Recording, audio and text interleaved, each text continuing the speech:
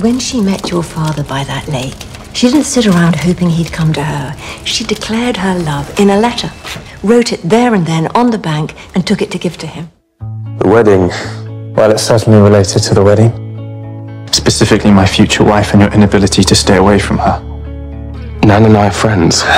You and I have been friends a long time, in theory. And you never once sent me a telegram declaring love. The lost telegram. What did it say? My dearest Nan, this past year I've learned a lot about grief. But recently, I can't quite explain why I so greatly feel the loss of you when you were never mine to lose. I wonder if it's because the opposite is true, that part of me has always belonged to you. I suppose by that I meant my heart belongs to you. And now, because of my own cowardice, I shall forever be incomplete. It didn't work. She chose me. You chose Theo. Nan, listen, No, it's too late. You and I need to free each other of this now. I moved on. I had to. We were so close, Nan, weren't we? But I can't rest for fear that you thinking my walking away at Runnymede had anything to do with you.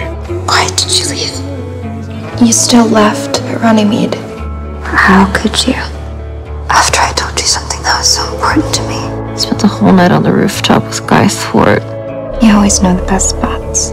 Scared him till he ran away. You didn't scare him too much. He came back the next morning. Guy did. I am weak, and I'm confused. Where was all of this, these feelings and the confusion when we first met? when you climbed out of a window above me. Yes! When we danced down a staircase. Yes! When we looked at each other. When we laughed. When it felt like we immediately knew each other and that anything was entirely possible. But Nan, my love for you is neither. But what started as my father's stupid plan to save the house became an entangled mess of guilt the moment we met. I did think briefly a rich bride might be the answer. But that was before I met you. When I met you, it was immediately entirely real. Because Nan, nothing about my feelings for you could have been planned. When I realized, Nan, that I am desperately in love with you. Are you in love with Guy Thwart? And I have been since the first second I set eyes on you. I can't be. This is all... He makes me angrier than any other person in this whole wide world. And yes, sometimes we laugh, and sometimes that breathless laugh. But in between all of those moments of joy, there's so many more of aggravation and irritation. Nan, what you're describing is love.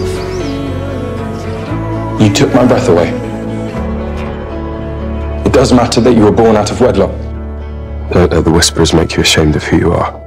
But only because it's part of what makes you. And you are entirely perfect. So you won't say anything? No. Why would I? Because he's your oldest friend. And you're my newest. Stay there. I had one of these. I put pins in every place I wanted to visit. And where do you want to go now? A million places. Like together, we could go anywhere. But recently, Or do anything. It wouldn't matter if we were in a palace or a tree. can only concentrate on one of them. As long as we were laughing and dancing and kissing and discovering and kissing again. I told you things I haven't told anyone. I thought we were friends. And for a brief moment, I was terrified that we were something more. The truth is, we're neither.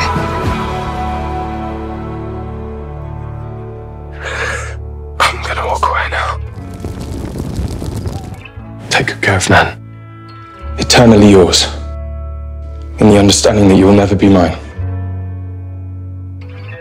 Guy. Nan, Did you mean it? Did you mean what you said in the telegram? every word.